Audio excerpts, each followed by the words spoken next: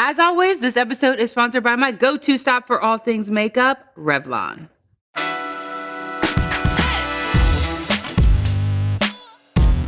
Hey everybody, I'm Ashley Graham, and this is Pretty Big Deal, where confidence is key. Every episode, I get to pick the brains of brilliant, inspiring, honest, new and old friends who are a pretty big deal.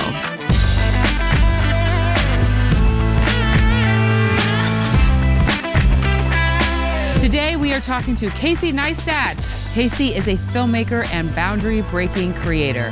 He's a world-class trailblazer and business owner who has inspired generations to do the impossible. In this episode, we talk about insane stunts, family, making your own rules, and so much more.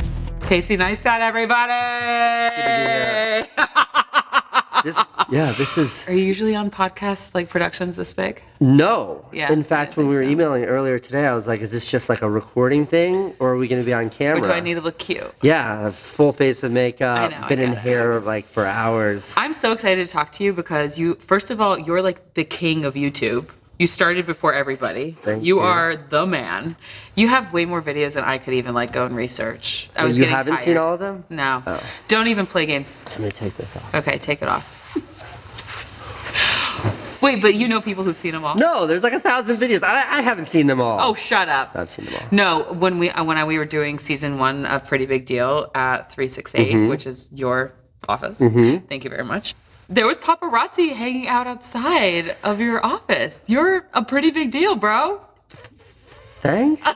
I mean, it's like 12-year-old kids that want to take selfies. I know, it's so crazy. They're really sweet. It's so crazy. Yeah. You have this like rebellious spirit and you've now turned it into something that makes you money. But where do you feel like this rebellious spirit came from? My wife's got me in therapy. Okay, I know. I've seen some of those videos. Which with your wife. Which is fantastic, by the way. Okay. Like, and I even have like a new doctor out here since we've just moved to California. Do you like California? I love it. It's fantastic. Oh, interesting. It's fantastic. But being in therapy, like it's forced me to be a little bit more introspective and try to understand like where does like the rebellious spirit come from, and you know how you get to how you become the person that you are. Right. I lived in a very small kind of lower middle class, like military industrial town where like all my friends' parents built submarines. Yeah, like when Reagan left office, all of my friends moved away because there were budget cuts in the military and all of my friends' parents lost their jobs. Like that's what I remember from my childhood. Whoa, in Connecticut? In Connecticut, in southeastern Connecticut, yeah. This is like the late 80s, early 90s. There was sort of like a fairly rigid kind of conservatism there that it just didn't bode well for me. I never felt like I fit in. And when you don't feel like you fit in, and that's furthered by traditional teachers that when somebody stands out, they're kind of, I was made to feel like wrong. That energy was kind of sublimated into like, okay, I don't fit in here. This isn't working. I feel wrong. I feel small. How do I break away from this and be somewhere where I can thrive and kind of like, not to sound cliche, but like kind of be myself and still succeed. Right, because you didn't want to be around people who doubted you. Yeah, and that's tough. Like when you're coming from, you know, like the public school that I went to, which was like, I can remember like 2 teachers that were okay with me being different or thinking different or wanting to learn differently. Did you have ADD or dyslexia? Yeah, all that stuff. Same. And I feel like I went through a very similar thing. It was like I didn't learn like the other kids. They put me in a special ed program because they just didn't know how to help me read. It just sounds very similar. But I just feel like if more public schools understood that about their students, people like you and I would thrive in class. I think so, yeah. I think so. And like my older son, Owen, who, you know, went through like, he went to, the school that he went to is just up the street from the school that I went to when he was young in Connecticut. Like, he did really well. He did. He did really well. And you had him at 17? Yeah, it was, hold on, I can tell you exactly. It was 16 days after my 17th birthday. Holy moly. Great time to have 16 and kids. pregnant. Just kidding, it's not a great No, time. I know. No teenagers, if teenagers at home don't have children. Wait, what was that like? I mean, it was wonderful. And I can say, I felt like it was wonderful then. Can you say wonderful now? Yeah, absolutely. I can say wonderful now with more confidence than I could have said it then. Yeah. But I left home when I was 15. Okay. And then, like, my first girlfriend got her pregnant because that's what stupid teenagers do. Like, why don't they teach you how that stuff works? I'm from Nebraska, Yeah, I get it. obviously wasn't planned or expected when you're that age. Right. But I remember finding out she was pregnant and just being like, okay, let's do this. Like, finally, like, I mean, I'm only 17, but this is the first time I get to show that I can be responsible. Wow. I remember very deliberately that feeling, that sentiment towards it. Did he kind of push you towards the man that you feel like you are today? Yeah, I mean, you're about to learn this very soon. I'm asking a lot of parents a lot of baby questions. I have so many answers. We're gonna get to it. Okay. But I gotta we gotta get there. We're getting there. Yeah. But no, with Owen, it was like, even at that young age, it sort of felt like I had a purpose. What was your purpose? You just felt like that was a cliche moment, didn't you? Yeah, I was like, oh, God, I'm rolling my rolled your eyes at myself. yourself. And what I mean by that is it was like, if my motivating force prior to having this kid was just like to rebel, like literally my motivating force was just to say fuck you to like the people who told me that I was a loser. Right. All of a sudden I had this like beautiful little boy, and my motivating force was to give him the life that maybe I wished I had had. And that's a much more sort of virtuous flame to keep the fire going than like wanting to show people your middle finger. Right. And that drives me through to today. I think like that's everything that I've ever done or everything that I've ever wanted to do is because of like that amazing kid. Well, you've done a lot when you were younger. Like at 19, you had a video that went viral before YouTube was even a thing. Necessity is the mother of invention. There you go. Can you tell? But can you tell us about that video? Because I watched it and I was like, this is brilliant. But why haven't people thought of this? Because nobody was thinking about it. You're talking about the iPod video? Yeah, thank you. So it was early. It was really early. I mean, you had really long hair. You had cherry cheeks. That's what like very young Casey looks like. But the history of that movie was just, it was like, I moved to New York City when I was 19 and like really had nothing and no idea. I just promised myself I wouldn't work in a restaurant kitchen. That was the only rule I gave myself. That's all I'd ever done. My whole professional life, from age 14 to like 20, I only washed dishes. And I was like, I don't know what I'm going to do, but I've got a 10th grade education, a lot of experience washing dishes, and a 2-year-old. And I got to figure this out. And I wanted to make movies. And so you all moved from Connecticut to New York? No, it was just like me. Okay, got it. Okay. You were like, I'm determined. I was like, I'm going to figure. I had a 3-month sublet. Was there rats? I had rats in mine. We had a lot of rats. Whew, that's a New York life. When you got to hustle and it's a 3-month sublet. That was my first apartment too. It's like a really narrow sublet? Yeah. 3 months, roaches in the cupboard, rats at night. But I did it because there was a dream. Yeah, I moved to New York City, did nothing. Yes. And I just knew I wanted to make movies. And making movies then, this is like, 2001, making a movie meant making it, finding the money, doing a production, and then getting it to a film festival. That was the dream. And I never had those resources. So I'd make these little movies, and there was no place for them then. There was no outlet for them. Actually, like the place where I put them before YouTube was born, I called them fine art. And my brother Van and I would literally like show our little 3-minute movies, which are absolutely YouTube videos, in museums and art galleries and places like that. So it's the only place they fit in. So then how did you come up with this brilliant idea to make the stencil? The iPod movie was just, was super, super fucking broke, but I got the first iPod. I don't know if you remember. Yes. The wheel on that actually turned. Yes, I do remember. Of course, I mean. And it was so exciting, but like a year and a half later, the battery died. And when I called Apple, they're like, we're not going to replace the battery. But you recorded it. How did you know to record it? I called them back. I thought maybe it was just like a lazy guy on tech support. And I was like, my battery's dead. And he's like, it's our policy to recommend you just buy a new one. And I was so offended. So I called back and I recorded it. And when he said that, I was like, there's a movie here. So my brother Van and I, we cut a stencil. We went around to like those like it was the stencil. shadows. The shadows that were dancing. The silhouette with like the fluorescent pink color behind it. And so we did like what was like an effective like a cigarette disclaimer, but at the bottom of every ad it said iPod's unreplaceable battery lasts only 18 months. Did you have any idea how viral this was going to go? And I mean, first of all, let me just tell everybody, in 1 month you had 6 million views, but where? I don't know if you remember, before social media and YouTube, to share something, you had to like copy URL, Control-C, email, new, Control-V, and then start typing in names. Right. That was the only way to share it. And even with that, that's how it went super viral. How did you keep up with the 6 million views? I'm very confused. That was like a huge hurdle because you had to pay for bandwidth with your service provider. And so it kept getting shut down. So like on the splash page, I put up a notice that was like, can you help us host this. Interesting. And like a bunch of different places, like one university is like, we got it, and then like it shut down the university's servers, and they're like, we can't host it, we're kicking you off, and it went on and on. But now you got mad street cred. But I got that mad street cred. But the finish line of that story is very funny. The hosting place that I ultimately found was, at the time, Apple had a product called like iDisk. I think it was called iDisk. I never had that one. It basically was like for $8 a month or $12 a month, you'd have like a certain amount of online space, so you could share your baby pictures with family and things like that. Okay. But the bandwidth was unlimited. So ultimately, Apple flipped the bill for all the bandwidth to make the movie about the apples. Yeah. Oh, Yeah. ultimate street cred. Yes. Hello, making money. Yeah. So you were an indie filmmaker. Yeah, it was just funny because then it wasn't like that wasn't filmmaking. Well, I mean, It was- today it is. Today it is, but there's no definition around that kind of filmmaking then. Right. And then you had a show on HBO, Yeah. which you were, am I jumping? Well, there's like a good 8 years of tumult between those two things, but yes, sequentially. I don't want you're to, I know, spot I hate on. it when people do that, because then it's like, oh, I did that and then boom, I got something. No, there's hard work that goes into everything. Yeah, we made that fun viral video, my brother Yes. Van and I, and then for like the next 6 years, we were like starving, Like most of us do. struggling to pay rent, and like, I remember I got to stay at this girl's house once for free because she needed somebody to house sit her cats. She was supposed to come back after 3 weeks, but a month later she hadn't come back, and I couldn't afford cat food to feed her cats. Oh my God. So they went on a very strict diet. Oh my goodness. It was them or me. Yeah.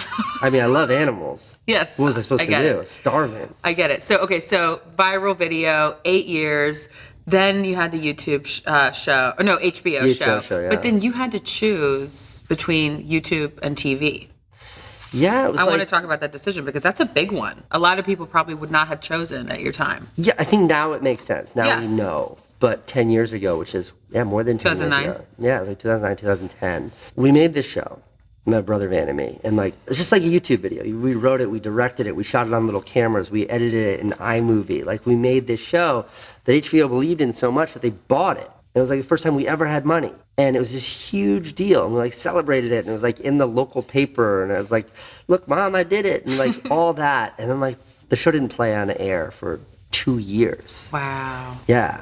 For reasons unbeknownst to, like, I don't know. Right. Okay. They have their reasons, but it just didn't air for 2 years. And when it did air, it was on like Friday nights at midnight. All right. Nobody's going to see that. It was very well reviewed, but it was like, nobody could see it. And I really felt beaten. Like, I felt defeated after that. I felt like I thought I had done something. It's like climbing to the top of the mountain. I finally get to the top, and I'm going like this, and then I turn around, and it's like, oh shit, you're kidding me. Wow. Like, I haven't even started. And after leaving that, like, I wanted more control, more agency over. But how do you go from feeling so defeated to finally making a decision where it's really the unknown? Because walking into YouTube is the unknown. Well, I knew that I couldn't succeed the way I wanted to succeed in like that space. I just knew I couldn't because I did it. I felt like it was the biggest deal. Like Van and I made that show. It's just us. And then HBO, The Sopranos. This is Sex and the City. This is the golden years of HBO. Like, we did it. Right. And it just didn't work. Like, it didn't work. How far after going into YouTube did you do that Nike commercial? Because that was my vibe. That was... You took all this money. Nike gave you how much money? I don't think I've ever said publicly how much money it was, but it's way less than you'd think. I mean, I can say it now. What is it, like 20K? No, I think it was closer to...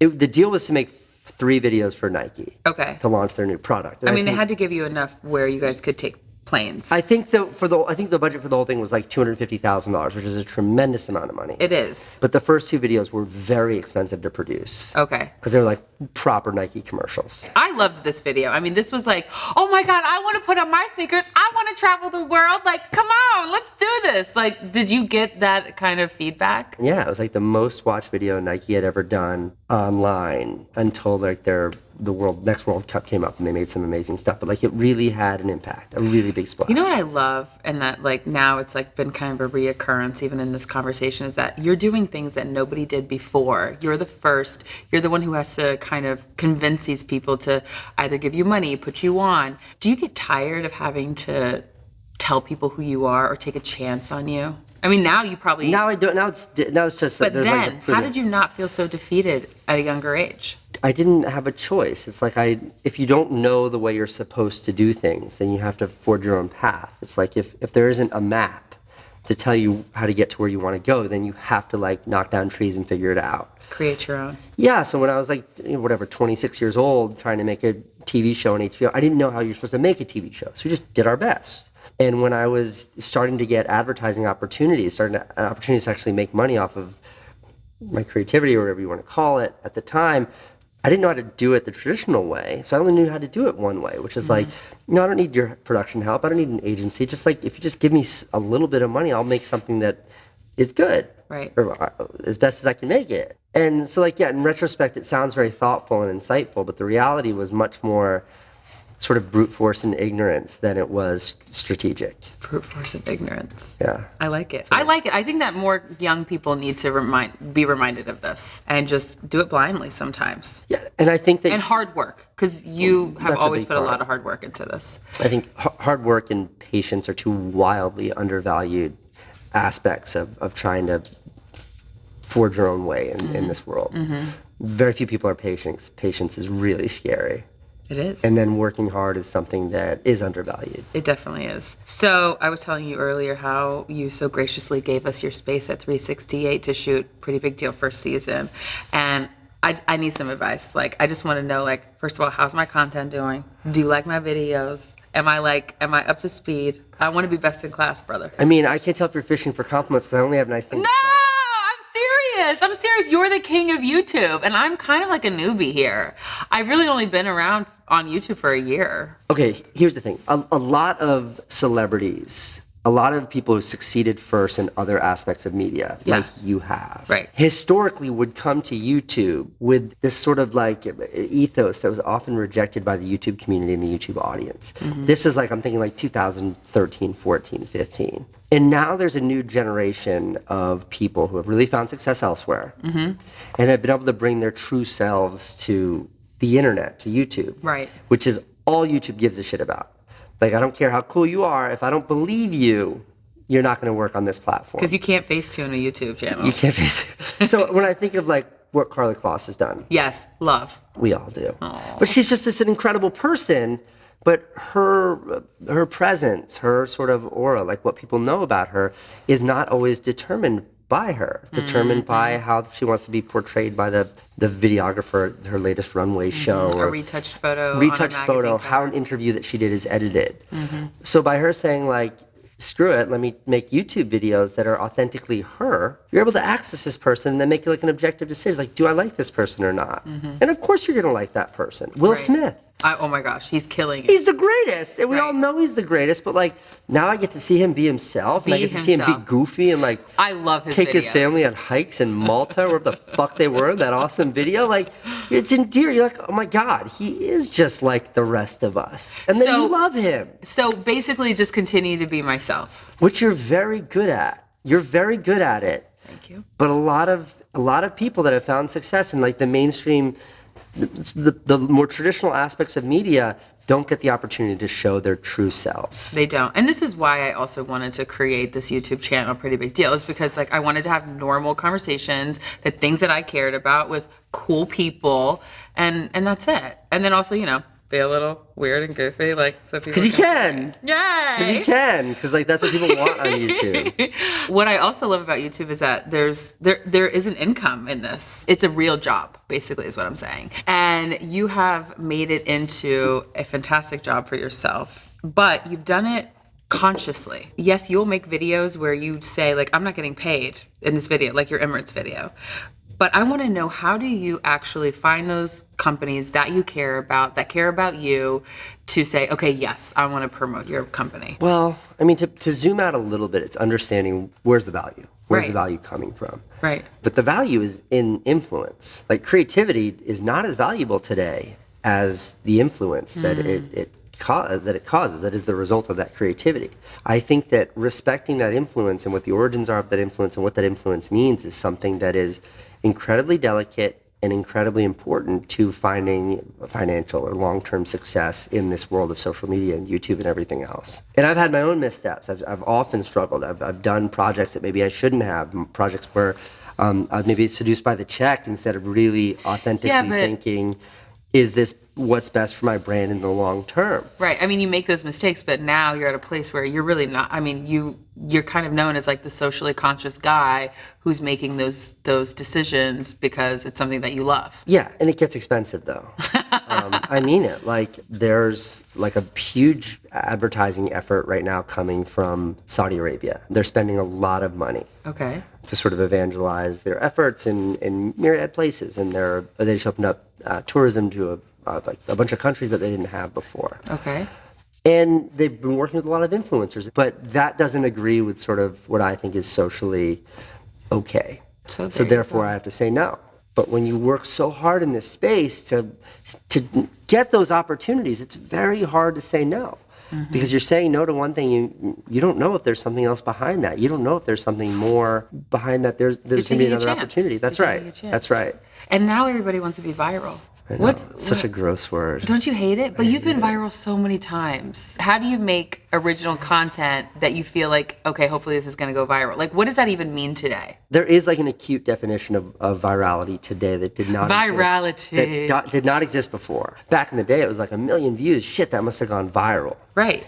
And now it's not. I think now for something to go viral means that it goes beyond what its organic audience would have been. Maybe organic's not the right word. You know, most videos that I post on my YouTube channel do like 1 million, maybe 2 million views, okay, which is great. But when I post one that does 20 or 30 million views, that means that did find that virality. It did go beyond what my normal audience is. But to the kid in the Midwest who has 13 subscribers and he uploads Minecraft videos and he posts something that he thinks is interesting or something that she shot in school that she's really proud of, and her videos normally get 6 views and his videos normally get 4 views, and it gets 1,000 or 5,000 views, that's viral. Right. That's so it's viral. really about the creator. Yeah, I think it's about where it goes. It's about people saying, I want to see that exceeds what would normally be assumed by that audience. And that means viral. We're going to get back to Pretty Big Deal in just a moment. New moms know it's way easier to fill an online cart than push a real life cart with a baby. We're all doing lots of online shopping right now, and my favorite way to do it is with Honey. It's a free tool that automatically finds the best promo codes and applies them at checkout. Hello, game changer. So if you're shopping at one of your favorite stores like Target, Sephora, basically any of them really, all you have to do is click this little box and it automatically applies the best coupons in seconds. Boom. That used to take like 30 minutes on Google, and who even knew if you were actually getting the best discount? I've been buying so much for Isaac, but also for me. I've saved $30 on this lounger, hello, that I've been living in, and my friend just told me that she saved $250 on a mattress of all things. It's such a high to see that discount in your cart. Love it. And if you don't trust me, trust that 18 million people use Honey, and they've helped save people over $2 billion. That's right, $1 billion. So I got you guys hooked up. Not using Honey is literally passing up on free money. It's free to use and installs in just a few seconds. Plus, it's backed by PayPal, so you know it's good. So get Honey for free at joinhoney.com/prettybigdeal. That's joinhoney.com/prettybigdeal. And now back to this Pretty Big Deal. Now, I'm not saying that I try to create viral opportunities, but I just feel like everybody's looking for that viral moment. And like you keep hearing brands say, we need a viral moment, we need something. But anytime anything is forced, it never happens. Do you fuck with TikTok? I just feel like it's for the babies. Me too. I feel very old on TikTok. Have you done it? I don't know how. I mean, I have an account, and sometimes I post stuff. Do you do it with your oldest? Hope the kids like that. And it's like 6 views, and 3 weeks later, I'm like, well, maybe I'll try harder next time. No, see, I don't want to do that. But TikTok has taught me that I know nothing about how to make something viral. Because I'll see videos on TikTok that have like 300 million views. And it's just beyond the realm of something I could have considered.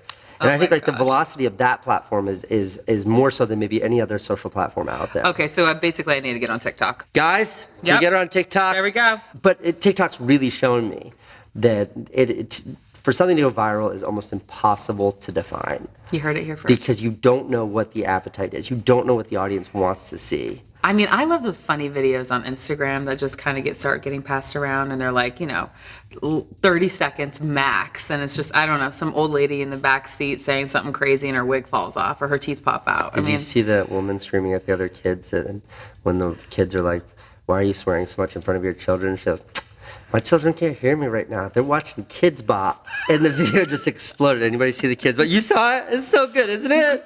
Yeah, that's a perfect viral moment. See? Yeah. There you go. Yeah. So you're also really known for your stunts. What do you feel like is the craziest stunt that you've already pulled off, or that you pulled off ever? A movie that I made that was actually like one of the most viral movies I've ever made in like 2012 on YouTube was called Bike Lanes. Oh my gosh, I saw this one. It's a good movie. It's so good. It's a really fun movie. I made it with my friend Oscar. You got a Boyson. ticket. Yeah, so I was riding my bike and I had a ticket from the cops for riding outside the bike lanes. So like I showed the ticket at the beginning of the video, and then I made the video where I wouldn't leave the bike lane no matter what. So no matter what was in front of me, I would just go at it. And those stunts were really hard because it was just me. So like running into the back of a taxi cab at full speed, or like running into a garbage can at full speed, or like hitting whatever was in front of me. You didn't hurt yourself? No, but I feel like if I were to do it right now, I would definitely hurt myself. That was like the very tail end of like being that, like having that sense of invulnerability where you can't get hurt. Now I'm very aware of it. What was your biggest video that you ever made that made like a very big social change? Because I know that's important to you as well. Well, the Nike video we talked about a while ago had such a big impact on my career that after that I got so many offers from other brands, and they would always say the same thing: "Do for us what you did for Nike." Wow. Do for us what you did. That's a lot of pressure. It got old. Like, I can't do that again. I already did it once. But I remember, I think it was Paramount Pictures, maybe it was Universal. I'm pretty sure it's Paramount. Came to me and they're like, "We have a new movie coming out. It's about like celebrating the spirit of life. Can you make a video for us that's like your Nike video about that?" And this was just as a huge typhoon had like really just ravaged the Philippines. I remember like literally the same day I got the offer, seeing on TV that people were like using axes to try to break through water mains so they could just drink water. Like that was the level of desperation there. So I called the studio back and I was like, "I'll do this if you give me all the cash up front." They were going to give me like 25 grand. I was like, "Give me all the cash up front and I'm just going to donate it to the Philippines and like do this as a gesture. And I'll make a video about this donation." And they reluctantly were like, "Okay." There was one champion within there that was like, let's do it. And if this whole thing goes to shit, we're going to pretend this never happened. Wow. But I couldn't give the money away. Nobody would take it. Why? Because I tried to give it to a number of NGOs and they were like, "Where's this coming from?" I'm like, "Well, it's coming from Paramount Pictures as part of a marketing thing, but they gave it to me and I'm going to give it to you." And they're like, they didn't want to touch it. No, and I understand. Like, it's not a good look for them to take money if it's part of an ad. Right. So after like a day of researching that, we're like, "Well, fuck it, let's go figure it out." So my buddy Oscar and I just flew to the Philippines with all this money. Right. And we're like, we will figure out how to give this away. So we literally we couldn't get trucks. We rented huge buses. We went to like the Costco of the Philippines and bought all of the rice and all of the food stuffs we could afford. And then we like drove it in there. We like found some like locals that were like, "You're not allowed to get past those roadblocks and stuff. Here, we'll show you how to actually get this to the people." And we went there and we distributed it, and we did it all ourselves with the help of locals, but without an established NGO or anything like that. And that's the only ad campaign I've ever done that I lost a significant amount of money, because it wasn't just the 25 grand. Like I was paying for it. Of course, but it's totally worth it. And that's, there's moments where we want to give back, and what a great opportunity for you too. The food we gave away was a drop in the hat. Like maybe we helped a few hundred people. It was the best we could do. But that movie was seen by 4, 5, 6 million people. Right. And it brought so much attention to what these individuals were dealing with, that attention wildly outvalued the small amount of like money and food and help that we were able to actually give.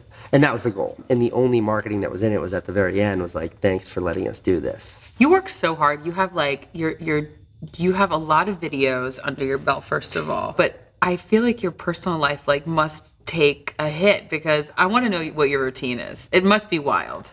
Sleep, eat, exercise. Run me through it, please. Because I heard a rumor you don't like food. I don't like food and I don't like sleep. Like two of my least favorite things. I just don't understand that. Sleep, food, the wind. These are things that just exist. The wind? The wind. You don't like the wind? No. Okay, can you please explain the sleep and the food? I appreciate them, and I understand that for a human to live and thrive, you need both of those things. But to me, they're just obstructions. They just get in my way. I flew here today from the East Coast. It's like a 6-hour so flight. what'd you do on the plane? Well, I slept because I didn't sleep last night, and I wanted to be fully rested for our sit down here. And it was such a bummer because I really could have used that 5.5 hours to edit this video that I'm making, and I wasn't able to because I had to sleep. Did you eat on the plane? No, I was sleeping. Did you eat when you landed? No. You don't get hangry? I'm not sure I've eaten yet. No. You don't get hangry? My daughter gets angry. Very much so. No, and food, yeah, if there's a pill that I could take to... Like, it could just fill you up? That's just like very strange to me. But you know what? To each his own. And Casey, you've got your own thing going on. I'm glad you brought up your daughter because I've been asking so many people. Yeah, please. I will talk about her till the end of the earth. I need all the baby information that's out there. Do you have any just fatherhood, parenthood advice? I'm having a boy.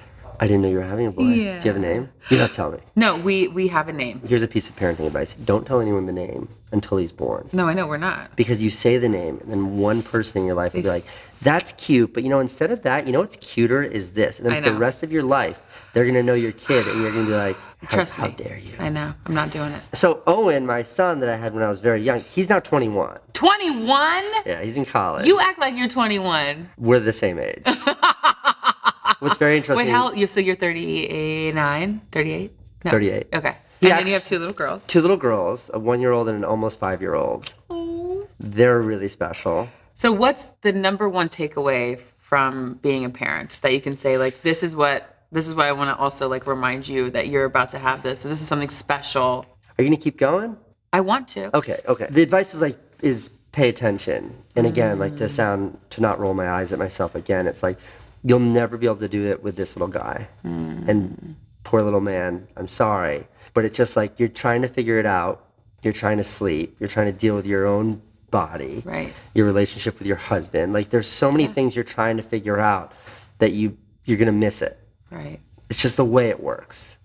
And then it really motivates you to have another one because by the time the second one comes, all that other bullshit, you okay, I got that. Interesting. But now I get to pay attention to it and appreciate this little thing. Do you wish you would have taken more videos, photos, journaled? No, I mean with Owen, it's it's tough. But because you were a baby because I was a baby, and I wish that I had paid attention more. With my first daughter, Francine, I wish I had paid attention more. And I'm sure 4 years from now, I'll say with Georgie, I wish I had paid attention more. Are you gonna have another one? My wife wants another one immediately.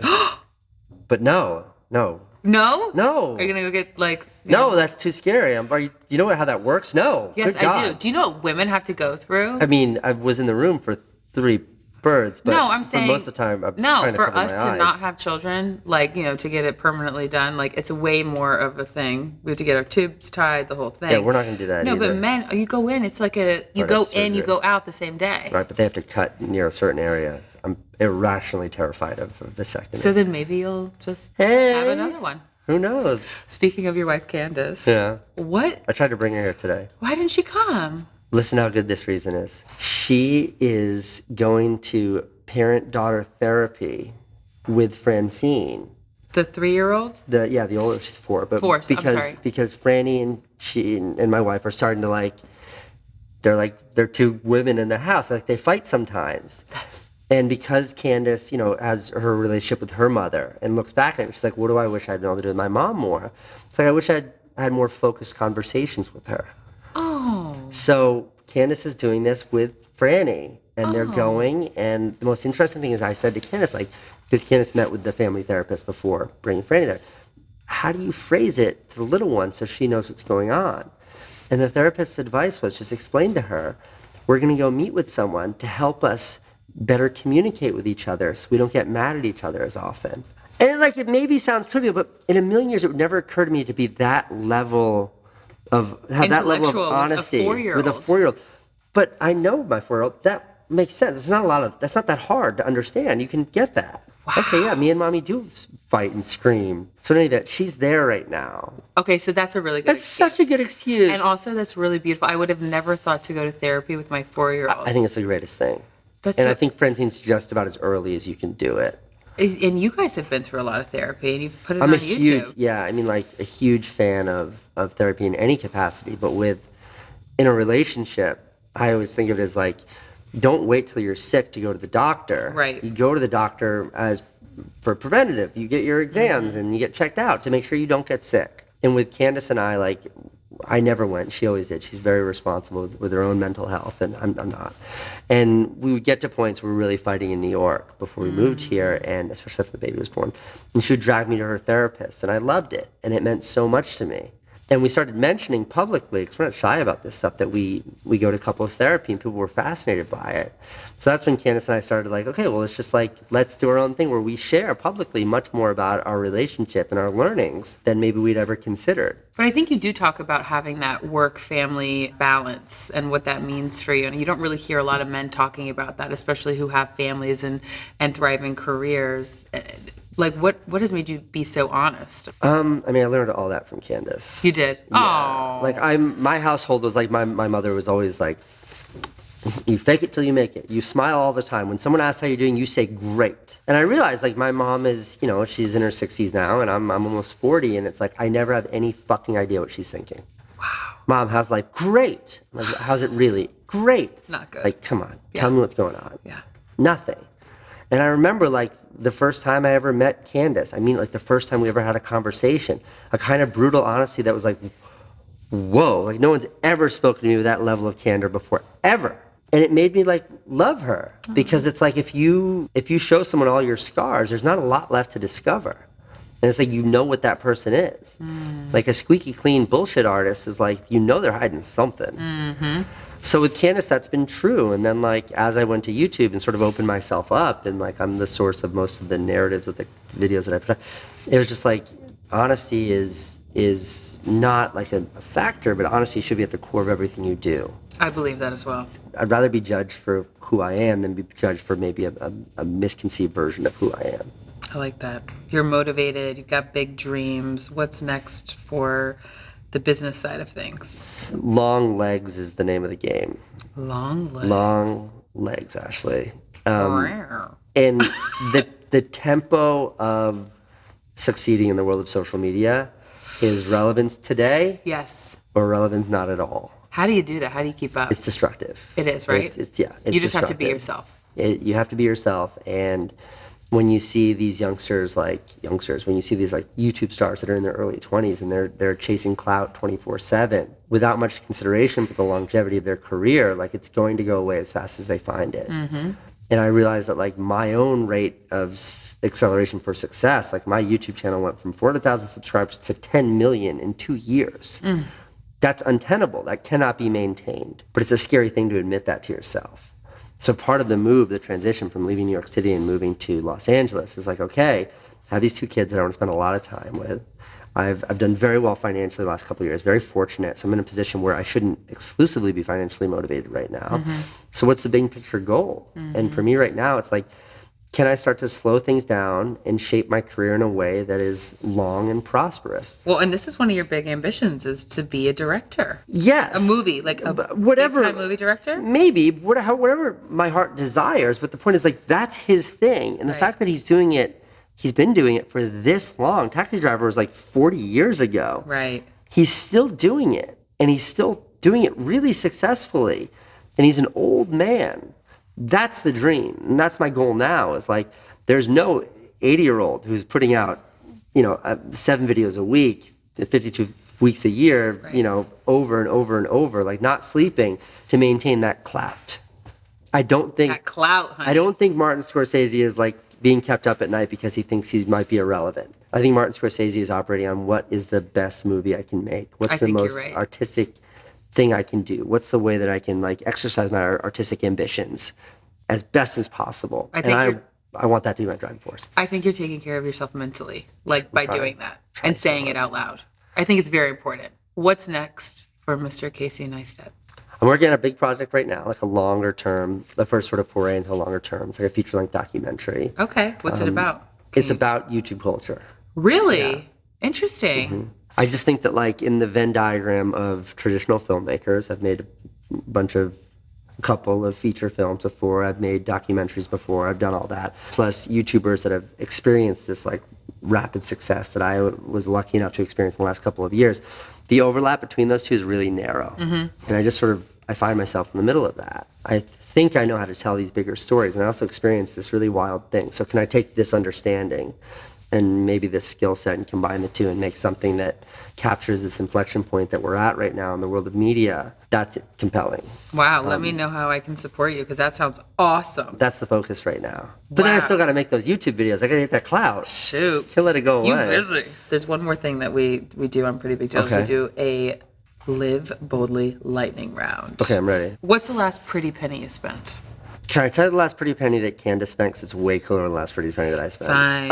Okay. My wife, when she was in high school, had a dream car. And when she was in high school, it was like the 90s. So it was like a 1996, 1997 Toyota Land Cruiser, like the big SUV. That was her dream car. Okay. She never got it because she was a high school student. Okay, so when we moved to California, she found that exact car, a 1997 Toyota Land Cruiser, in like mint condition, like a perfect one, like a museum quality car. And she bought it. how much was it? Like $40,000. Yes, Candace. And you can't finance a 30-year-old 1997 22-year-old car. Jeez. Yeah. All right. Yeah, so I might need to borrow a few bucks, but we can talk about that off camera. What's the biggest deal breaker for you? A socially responsible disconnect. If we don't see eye to eye about the social implications of anything I'm doing professionally, it's a deal breaker. It's a big deal. It's a big deal. And because you're a pretty big deal and we're on Pretty Big Deal, what's a pretty big deal to you? Be nice to people. Be nice. That's a big one, and a lot of people say that because I think in some aspects it's underrated and we need to do more of it. But a lot of people say it and don't do it. I just think there are more opportunities and more ways to be mean to people now than there's ever been. This is also true. And you have to be, it takes a lot of strength to be able to resist that. When someone gives you shit on Twitter, it takes everything you've got to not respond to that tweet. I hate Twitter. You gotta be nice. Ah! Casey, thank you so much for coming. Thanks for having me. I really appreciate it. Good luck. Thank you. I can't wait to meet him. I know. I can't either. She's here right now hanging out. He can hear it. He's been kicking the whole time. He loves this interview. He was just like... These are great questions, Mom. Thank you. Yeah, thanks for having me. Don't forget to join the conversation on social. Follow us, Pretty Big Deal, on Instagram and Twitter, and send us all your questions and comments. We want to hear from you.